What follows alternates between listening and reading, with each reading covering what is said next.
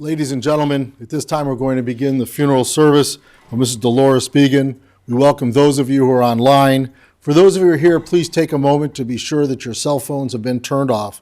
Rabbi Karen Kadar from Congregation B'nai Jehoshua Beth Elohim will be officiating.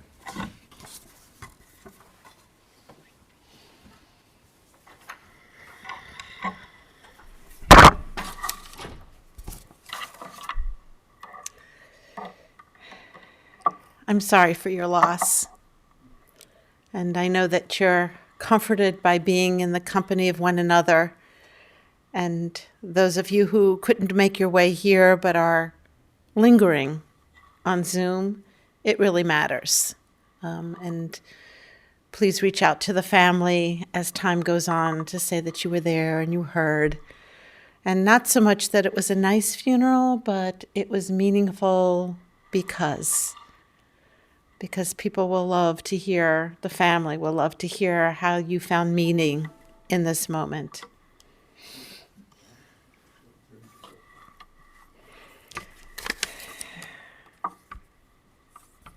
We begin with a few psalms, a tradition that we all share. This is one of my favorites. I lift my eyes to the mountains. What is the source of my help? My help comes from God, who is the maker of heaven and earth. God would not let your foot give way. Your protector will not slumber.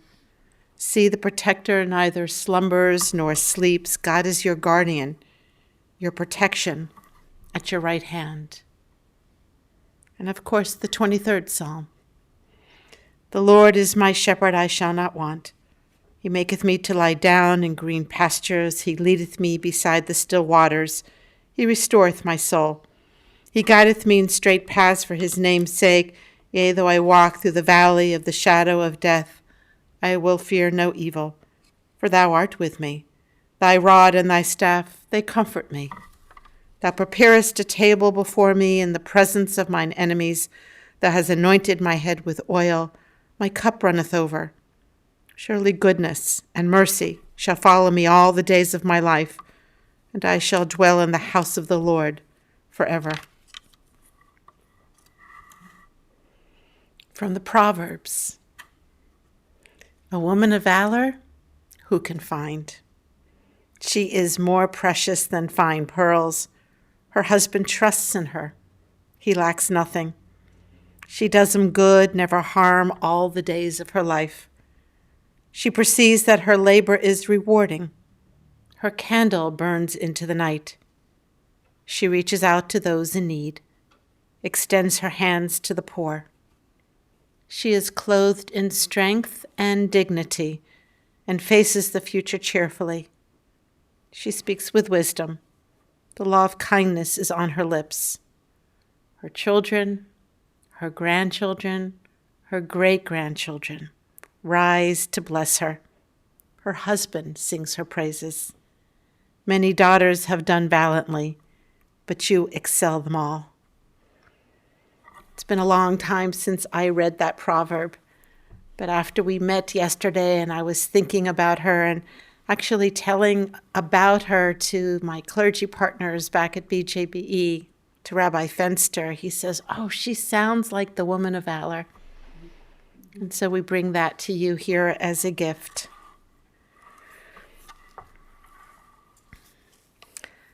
So there are lots of stories to tell. And those stories that you're going to tell, you'll tell throughout your life. You're gathered together and you'll say, remember this and remember that. And the stories are really, really important. They're not only important for you, but they're important for the children. Because you are who you are, because she was who she was. We didn't tell a lot of stories about Harold and Anne, but I got the sense, at least from you, that Anne was quite special, and that overflowing love that was Dolores came probably from her mother. Sandra, you will know more and more of these stories. You introduced Sam to Dolores, or Dolores to Sam. Yeah, I did. You did. I'm going to say that was probably a match made in heaven. The grandchildren said, Great relationship. I said, but tell me about the relationship. And I remember, Sam. And they said, well, it was your words, the old guy thing. Grandma is the greatest. And I could just hear him saying that. A traditional marriage. She loved taking care of him. He loved being taken care of. She loved cooking. He loved eating. He loved cars. She liked driving. She did laundry, I understand, Tom, to the very end almost as you were with her. And how does Sam get a cup of tea? This was the funniest thing you said. A cup of coffee? How does Sam get a cup of coffee? By going, Dolores. They traveled a lot, and he really did adore her. And it is the dream of every woman to be adored. And she really did adore him. And it's good that they weren't alone. She was warm and welcoming.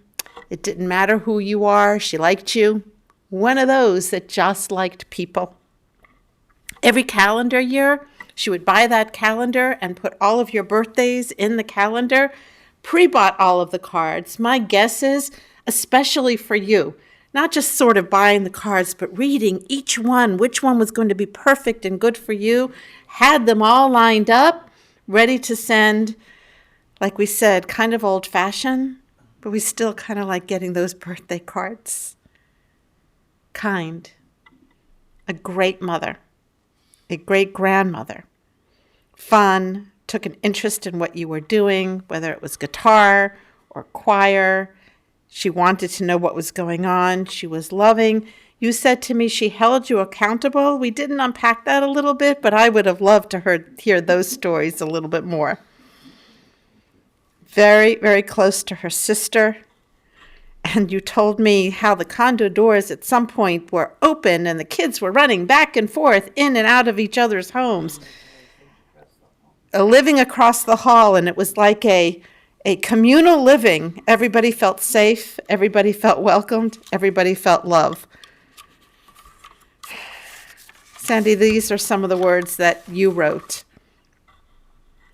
This is a special bond between an aunt and a niece, which grows stronger as time goes on. I was lucky to have my Aunt Dolores in my life for 72 years. So many wonderful memories when I was young, going to McHenry for the weekend, having so much fun. I can still picture her standing in the driveway, waving as we pulled in. We had our Riverview outings, our Cubs games, our vacations in Star Lake, and so much more. She made the best pumpkin pie and Christmas cookies. She never forgot our birthdays or anniversaries.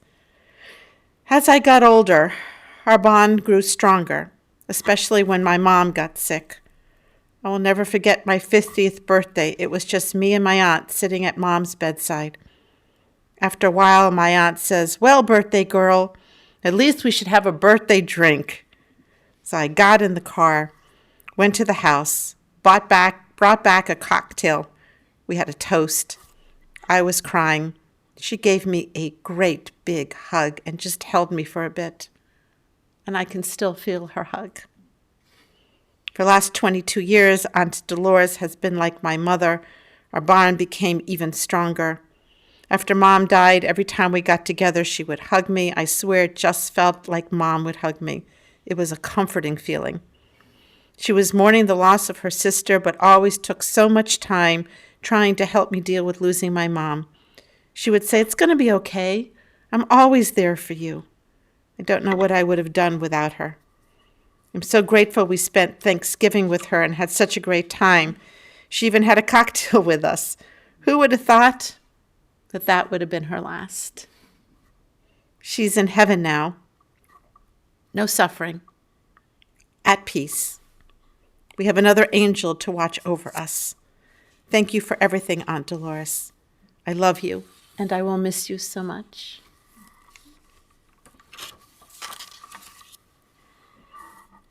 Tom, I know that during the pandemic you were able to move in, and as those days of isolation grew stronger and stronger and we lost track of time, is it winter, is it 1 year, is it 18 months, the two of you were there, and I am sure grateful for the companionship and the taking care of one another.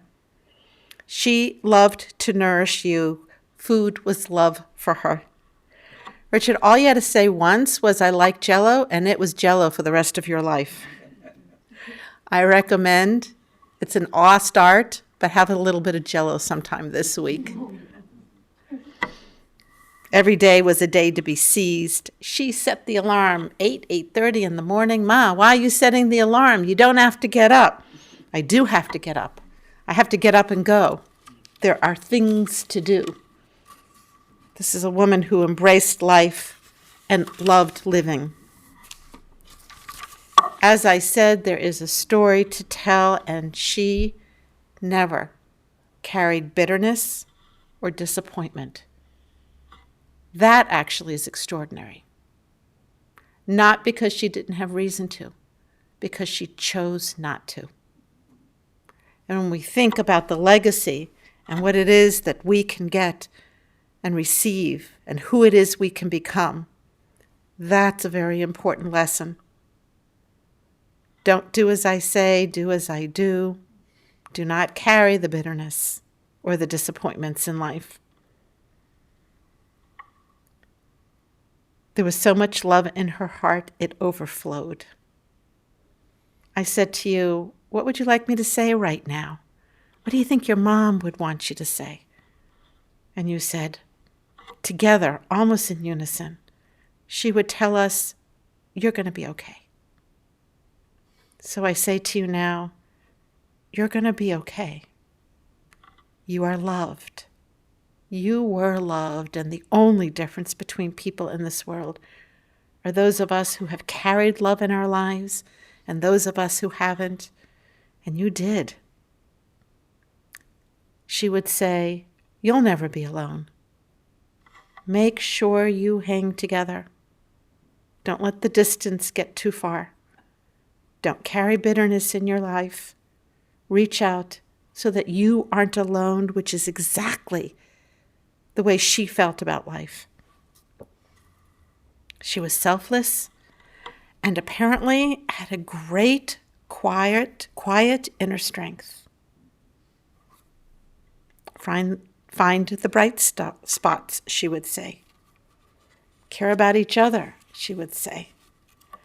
That picture of her 85th birthday, when I went over to see it, I thought she was 65.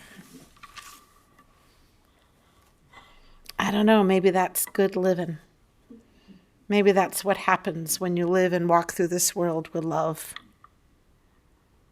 So I have one small poem to read, because in our tradition, in our shared tradition, this moment is not only about love, but about forgiveness. This moment, we open our heart in tenderness.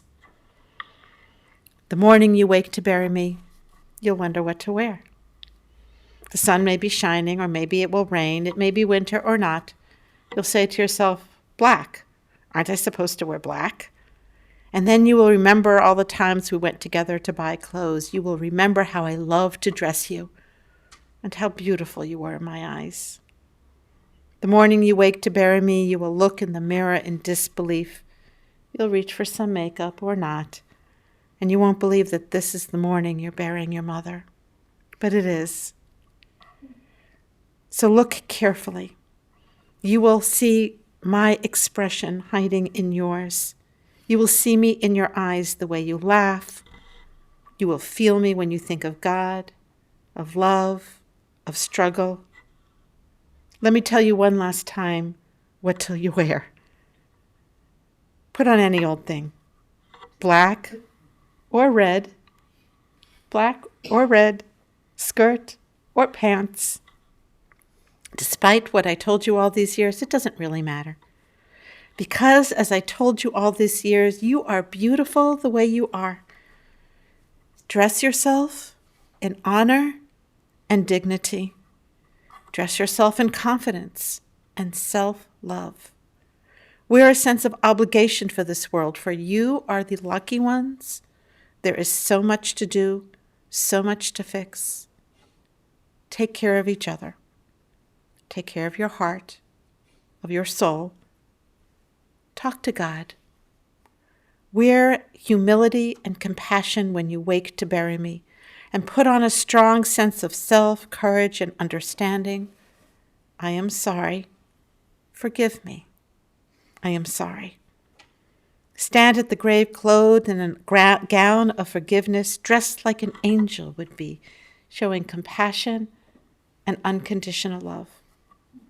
For at that moment, all that is left of me to give is love. So, love.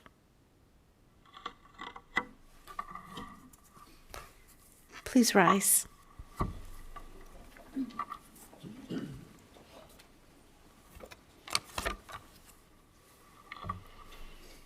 There is one prayer that is traditional for us to say in Hebrew, and I will be saying this prayer now in Hebrew.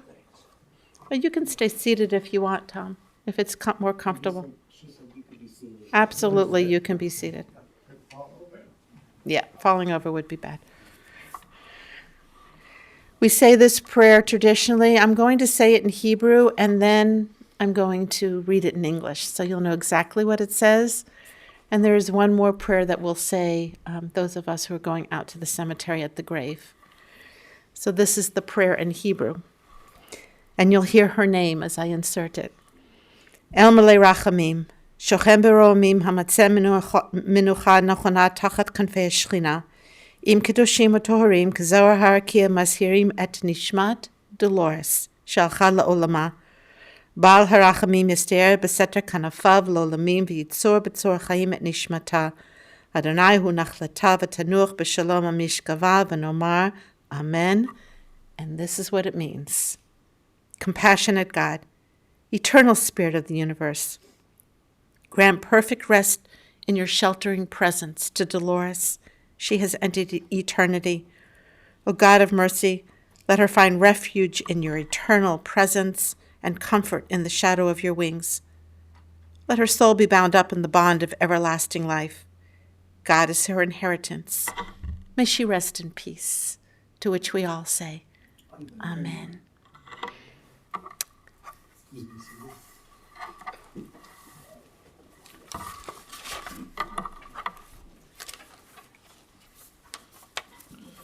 Ladies and gentlemen, this concludes the services here at the chapel. The interment service will be private. Memorial contributions in her memory to Congregation B'nai Jehoshua Beth Elohim or to your favorite charity. For those of you who are joining us online, the information about the synagogue you can find on our website. At this time, I invite everyone to please rise and stand in place as we escort the casket of Dolores Begoun from the chapel. Then you may return to your cars.